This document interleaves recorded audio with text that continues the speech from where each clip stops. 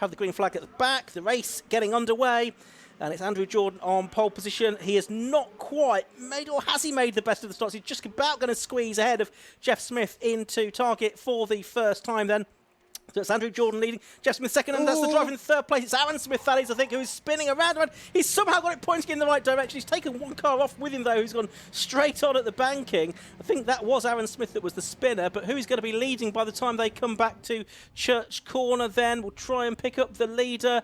And it is Andrew Jordan, isn't it? The number 77 car that is leading the way. Jeff Smith has dropped back to third place. He's behind the number 11 car of Kane Astin as they head up the hill towards the Rocket Complex for the first time. But we're looking at the battle a little bit further back at the moment. That's involving number 1, which is the recovering Aaron Smith, and the number 98 car as well, which is that of Ian Curley.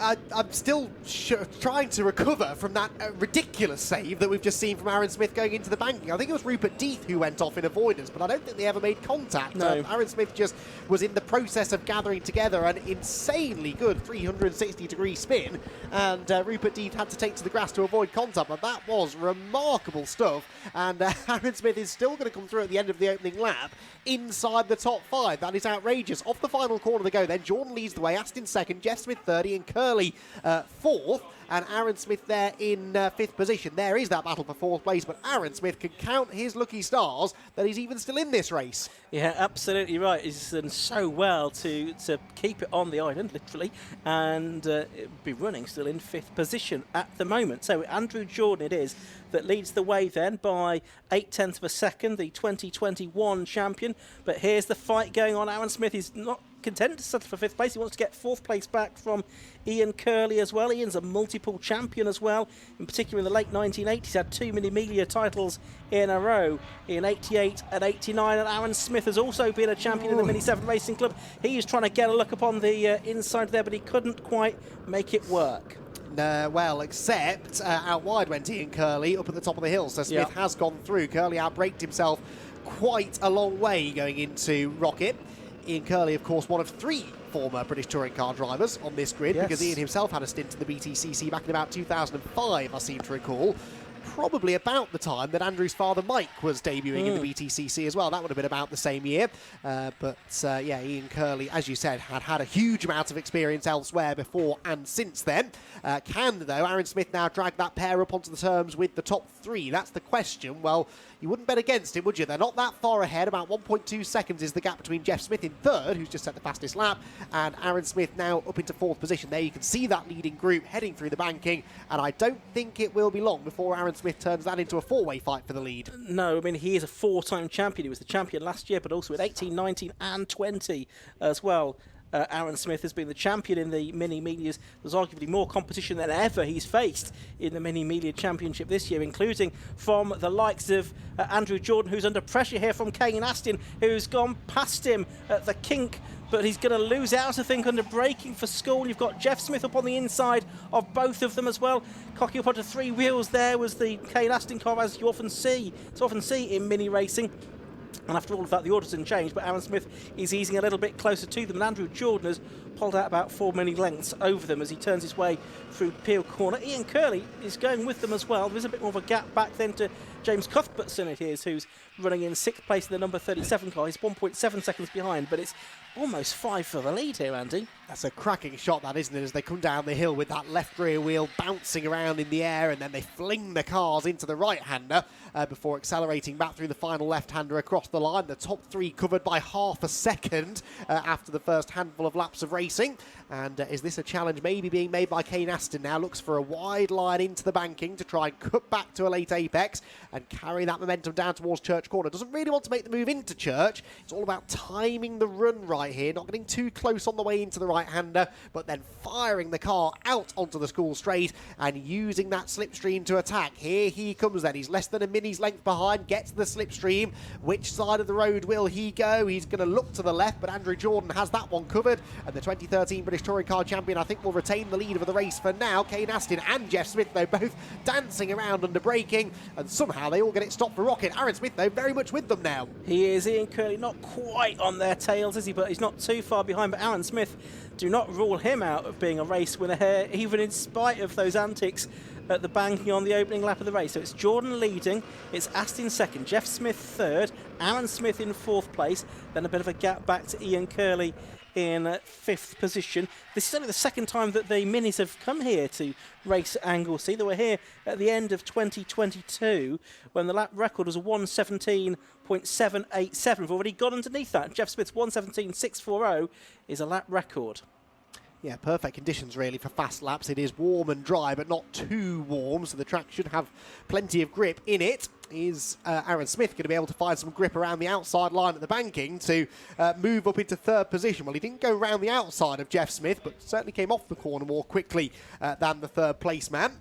That battle, though, is just in danger of losing touch with the top two, isn't it? They're out of slipstreaming range, I'd say now, from the leading duo. So there might be an argument here to say that Jeff Smith and Aaron Smith should work together to close in on the top two, who themselves, in fairness, are battling. Kane Aston pulling alongside Andrew Jordan to the outside line. The car's dancing around under braking, and I think Andrew Jordan will just about fend off that challenge. That's exactly the kind of battling that the third and fourth place drivers want to see. Yep, it's the 2015 champion Kane Aston against the 2021 champion Andrew Jordan out front. Then you've got Jeff Smith there in third, who started to bridge that gap back to the first two. Aaron Smith going with him as well. Ian Curley still not a million miles away either. Rupert Death, by the way, after his getting caught up with Aaron Smith's incident on the first lap, is slowly plucking his way back up the order. He's back up into 13th position. We've had a change for 6th as well, because the 53 car of Jody Lee is now ahead of James Cuthbertson as well. But for the first 5, it's as close as it ever has been. Into target for the 6th time they go. Andrew Jordan still leading Kane Aston then. And then it's Jeff Smith, and Aaron Smith and Ian Curley. Through the banking they go, and out of it, down towards Church Corner, towards the mountains they go. It's on the last lap, it was Aston who was just a few hundredths of a second quicker than Jordan, taking a little bit of time out of him, but not an awful lot. There's Aaron Smith, still in fourth place, but there is still 13 minutes to go in this race. Yeah, you've got to learn to pace yourself, haven't you, when you're calling these races, because it all really boils down to the last lap or so normally. Anglesey is a slightly different circuit in such that the one big overtaking opportunity is up at Rocket Corner. It's not a Thruxton, for example, where you can sort of save your move until the very last couple of corners of the race. It has to be a bit more forward planning than that. Joe Polly here under threat up at the top of the hill, and losing a place, I suspect, here to Ryan Taylor. Maybe not, actually. Ryan can't get around the outside of Joe Polly, who retains that 10th position. And then there, look, Rupert Death, the black number 23 car, next in behind them. So Rupert's still not back into the top 10 after that off-track excursion on the opening lap. 12 minutes to go, and yes, great battles all the way down the order. Of course, we've also got some of the Libre cars in this as well. Those of you watching on the live stream, they're the cars with the white background to their number, and it's Peter Hills, number 126, that's leading in those. But quite a few of the main Mini Miglia classes cars here, including Rupert Death. He's in 12th position at the moment, just behind number 84 Ryan Taylor. He's trying to get back inside the overall top 10. I think he has made a place there into the banking, so his next target is going to be Joe Polly. She's raced in Mighty Minis in the past as well, but this is for the lead. It's Kane Aston on the back of Andrew Jordan now. Got past that kink at the school, now up into the left-hander at Rocket, and Aston just sitting in his wheel tracks more or less there.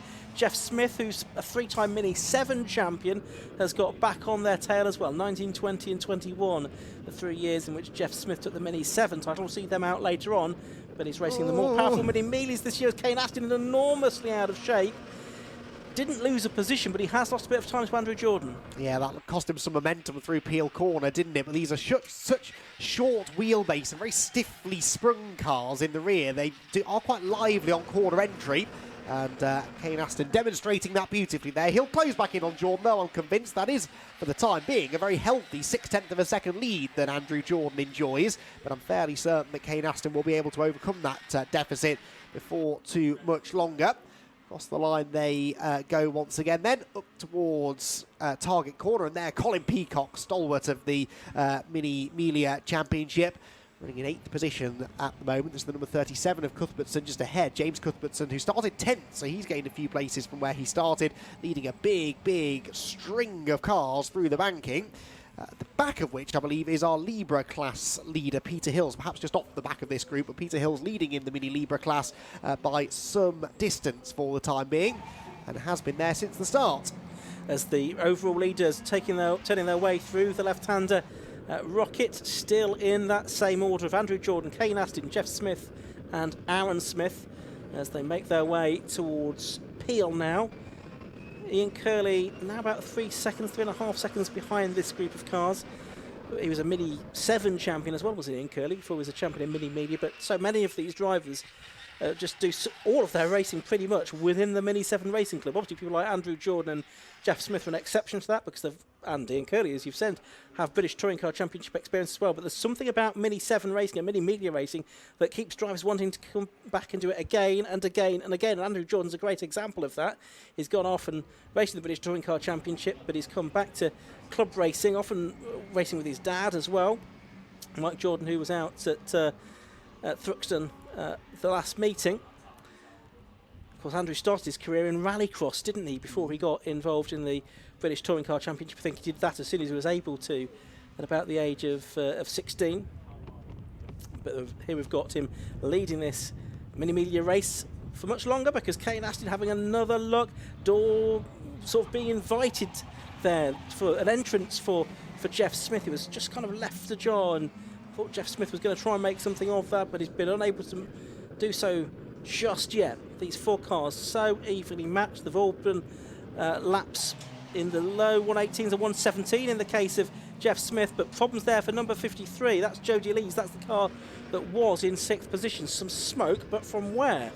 Well, I caught a glimpse of that out of the commentary box going into Rocket. I thought it was just a lock-up, but as you can see, the smoke has persisted. Now, smoke is not such an issue. The concern here will be whether or not there's any fluid being dropped on the circuit. Now, I can't see anybody behind Jody getting out of shape particularly, which would suggest that we're okay, but even so, I would imagine a black and orange warning flag may well be headed out with the number 53 next to it over the next couple of laps. Wait and see what happens with that. The leaders, though, turn their way around the banking and head down towards Church Corner. Now, Kane Aston, I don't get the impression that he's sitting dutifully in behind Andrew Jordan. I do think he wants the lead, but just can't quite get close enough. He gets a nice slipstream up the hill here, but every time, every lap, Andrew Jordan hugs that left-hand side of the road, forces Kane Aston to go the long way round, and Andrew is then confident enough under braking to retain the position. There you can see he's later on the brakes than Kane Aston, but still gets the car stopped for the apex of the corner, and actually Aston now getting backed up into Jeff Smith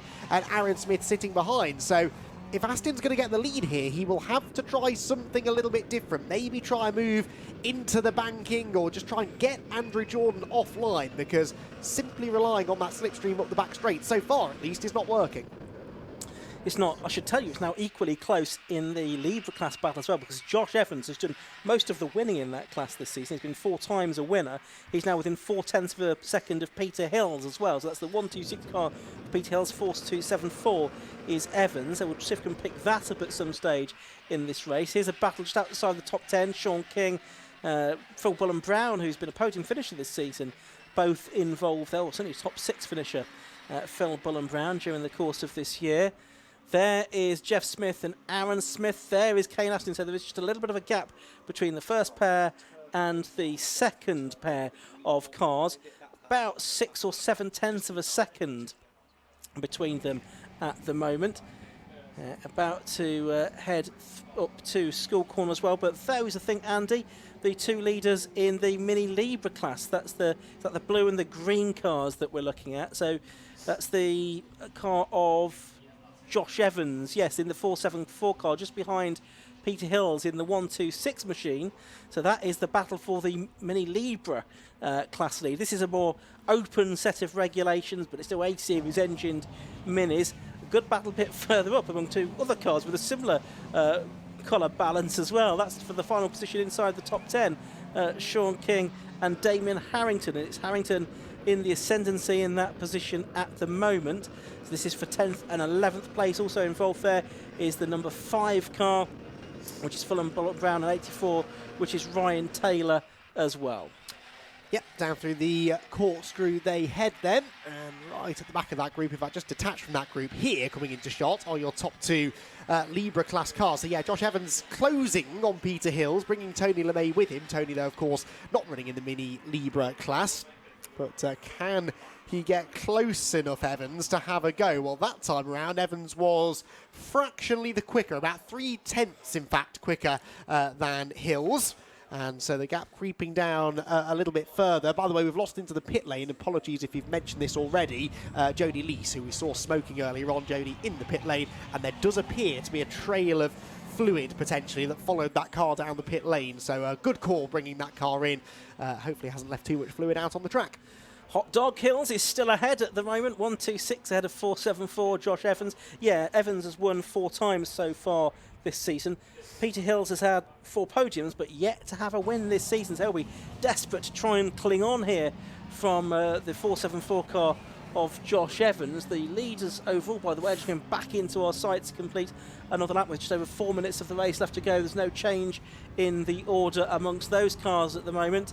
But it's Hills and Evans that we're focusing on right now. They've got the 69 car of Tony LeMay just behind them as well. He's one of the actual Mini Miglia class cars rather than the Mini Libre class. The difference is the 3-digit numbers for the cars in the Libre class.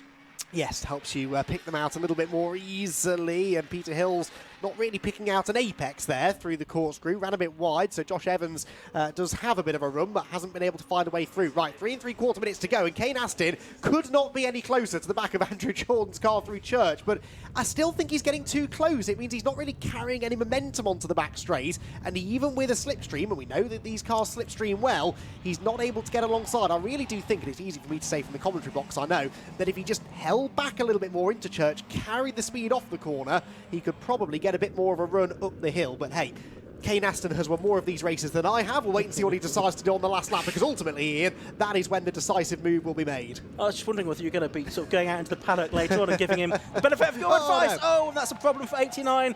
Fortunately, that's only polystyrene that he's hit so far, and that is the car of Sean King. And the other driver involved there, I think it was 29 Damien Harrington, wasn't it? They'd been doing battle for 10th position before. There's the 474 car of Josh Evans, who's still, I think, in second place within the Libre class to 126 Peter Hills. The leaders have gone on to another lap as well, just been noticed. They've probably got 3 laps to go. Still Andrew Jordan leading from Kane Aston, Jeff Smith and Aaron Smith. It's as close as you like, isn't it, between the 4 of these. But what we've not seen is a lot of place changing yet, Andy. Possibly you've alluded to why. Maybe the tactics of Kane Aston haven't been quite right. But at the end of the day, you don't need to make an overtaking manoeuvre on every lap, providing you make one at the right time on the last lap. And of course, what he doesn't want to do is show his hand too early. No. So maybe this is all part of the plan. He's had a better run this time up the hill, but nowhere to go with it, really. Andrew Jordan will always cover that inside line, which he does again. Thankfully, both of those cars involved in the incident a lap ago have continued, so there are no yellow flags at the top of the hill. But yeah, Kane Aston, I suspect maybe just biding his time, waiting for the final lap. Into the pits has come number 89. That was the car that was off Sean King a moment ago. Clearly that polystyrene did more damage than I realised. But anyway, we've still got the lead battle going on with a minute 49 seconds to go. There's the 474 car. That's Josh Evans, second in the Libre class, under pressure from one of the Mini Milias, which is Tony LeMay. But he's still not found a way past his class rival. He's just a few mini lengths up the road. A minute and a half to go. Leaders have just started their penultimate lap of the race, but we'll stick with this battle for the moment. The other driver involved there is the 1-2-3 car of Hugh Turner. So he is a rival of Josh Evans in the Libre class. Yes, so actually Evans could be under more threat for second place than he's able to apply to Peter Hills. Tony LeMay has gone past him now, so there's a buffer between the top 2 Libre class cars. They head down through the final couple of corners. There you can see the Libre class leader, the blue 126 car heading towards us, and Hills looking strong out in front. Right, up towards the top of the hill for the penultimate time we go for the overall race leaders, and Kane Aston weaving around behind Andrew Jordan. He's also got to be mindful, though, hasn't he, of Jeff Smith and a slightly wayward Aaron Smith behind him. The danger with leaving it till the last lap, I've always felt, Ian, is that your plan might well work unless the guy behind has a go at you, and Jeff Smith will not be content sitting in third position. So if this is all boiling down to the final lap, Kane Aston will have to make sure he's out of striking range from the third place car. That's right, and only just over 1 lap to go then in this battle. There is Josh Evans, and is he going to lose a place here to Hugh Turner? No, not quite. Worth mentioning, Peter Hills does lead the Libre Class Championship coming into this, although he's yet to have a win so far. Right, last lap for the race leaders then. Andrew Jordan, Kane Aston, Jeff Smith and Aaron Smith. 77, Andrew Jordan, the leader. Has Kane Aston been keeping something up his sleeve for the last nearly 20 minutes now, because 20 minutes have counted down to 0. Has he got something to shock and surprise Andrew Jordan that Jordan doesn't see coming? Is he going to try and move up into Rocket? Because that's the best overtaking opportunity around this Anglesey circuit on the last lap. He carries decent speed through Church Corner, but as you've been saying, Andy, he's quite close to the back of Jordan's car. It just negates that slingshot effect that you need, really. It's a bit counterintuitive, isn't it, to drop back and then try and get the run. Let's see what he does under braking anyway. Can he get to the inside? Andrew Jordan seems very late on the brakes this time around, but always seems to get the car pulled up. And yeah, Kane Aston just not quite able to time that move right. Now, that's not to say that a move can't still come further around the lap. Rocket is the best place to pass, but a brave driver might try moving to Peel. Aston not close enough there, which really just leaves the run down through the corkscrew. I've seen moves made into that final corner, but they are fraught with danger. Yeah, very high-risk strategy. So here they come into the corkscrew for the last time. It's Andrew Jordan, Kane Aston, Jeff Smith, Aaron Smith. It looks like they're going to come home in that order unless there can be a really good run out of the final corner, but no, there's not going to be. So they finish in that order. Andrew Jordan, a third successive win for him in the Mini Miglia Championship. Oh, and still a battle going on for second amongst the Libre cars as well, and it's Hugh Turner who's going to get a place away from Josh Evans right towards the end of the race. He runs quite deep though through Peel Corner. He's just about got that done though. Oh, they were both very deep, weren't they, really? But that was a good move made to claim second place in the class. But the class will be won, I suspect, by Peter Hills. Here he comes off the final corner now. And the turquoise-coloured car is going to claim the victory in the Mini Libre class. Second place in the end for Hugh Turner after a brilliant late battle with Josh Evans. And Josh Evans ends up down in third position. Not a disaster by any stretch of the imagination, but by his very high standards this year, that will be a slight disappointment. Yeah, but a first victory, though, of the season for Peter Hills. He's been very consistent, but yet to have that first outright win of the year. Final few cars just taking the checkered flag at the end of that race. I think we had a couple in the pits during the course of that race, JD Lees and Sean King, after their various dramas. I think we've just got Phil Harvey to come through as the final finisher in this race in the number 113 car, the driver from Birmingham. And here he comes now in that sort of Harlequin livery, multicoloured car, and he takes the check flag. He's the 20th and final driver home at the end of what was a very entertaining Mini Miglia Championship race with the Mini Libre class as well. Let's have a look at the results. Confirmation then of a win at the end of 16 laps for number 77 Andrew Jordan by just over 0.2 of a second in car 77 from number 11 Kane Aston. In third place it was number 46 Jeff Smith. In fourth, number 1 was Aaron Smith, and Ian Curley was a rather lonely fifth in the end, number 98. Sixth was 23 Rupert Deeth, bouncing back after that off, avoiding the spinning Aaron Smith at the banking on the first lap. Seventh was number 37 James Cuthbertson, ahead of Colin Peacock, number 8, Damien Harrington, number 29, and Joe Polly completing the top 10 ahead of Ryan Taylor, Mark Simpson, Phil Pullen Brown. Peter Hills in 14th overall won the Libre class. Second in the Libre class, a little bit further back. In 16th place was Hugh Turner, and Josh Evans completed the top 3 at the end of 16 laps of racing. And the Mini Miglia and Mini Libre cars are back out again tomorrow morning, and I can't wait. Should be a lot of fun. We'll see the Mini 7s out later on this afternoon as well. We've got a change of pace though coming next, because it's the Nankang Sports 1000 Championship, so motorcycle engine sports cars coming next, and they do not have a green flag lap, so it'll be straight in to the next race. Let's hear from our Mini drivers. They are with Kieran Mogg. Thank you very much, guys. And if this isn't a racing driver, he's already checking his tyre pressures. He's only just come out of the car. Andrew Jordan, what an amazing race. 20 minutes of, I'm sure, stress from your side. Yeah, it was a long race, but it was. The car was good enough. Thanks very much. The car was good enough in the areas I needed it to be. Kane had slightly better front end than me, so I was just having to drive around that a little bit. But yeah, it was good. It was. It kept me honest, that's for sure. Yeah, it was quite a long 20 minutes at times. I'm not surprised. I mean, the commentators were saying that you look really good on the brakes. Did you feel comfortable on them? Yeah, I was better at that part of the top end of the circuit on the brakes and through the slow speed stuff. So that gave me a little bit of a gap, and I didn't want Kane to get I'd prefer him a bit closer onto the back straight because the slipstream isn't as effective then. So I was quite happy I could just back him up a little bit to the long straight, and I didn't want him to have a gap so he could get a proper run on me. So yeah, all good. Yeah, well, congratulations on the win. Very much, thank you. Cheers, thank you. And we're going to go speak to our class winner, Peter Hills. Now, he's just over here, the 126. If I can just chat with Peter. Where's Peter? Is not again. Is Peter Hills? Where is? Oh, they keep running off. I swear they don't want to speak to me. Peter Hills, where is he? Where? No, Peter Hills. Peter. Peter. Sorry to butt in a second. Yes, congratulations. Obviously, the class winner. Class winner? Class winner, Peter Hills. No? Well, I'm not sure Where? if he's gutted or I'm gutted. Right. Okay. Right. I don't know then. He's a bit older than me. And Is he over there? Oh, I don't know. They keep running off. Right. We're gonna have to cut to an outbreak because the Sports 1000. Oh, is he over here? Peter, very quickly. Sorry, class winner. Sorry. Yeah. How was it from your point of view?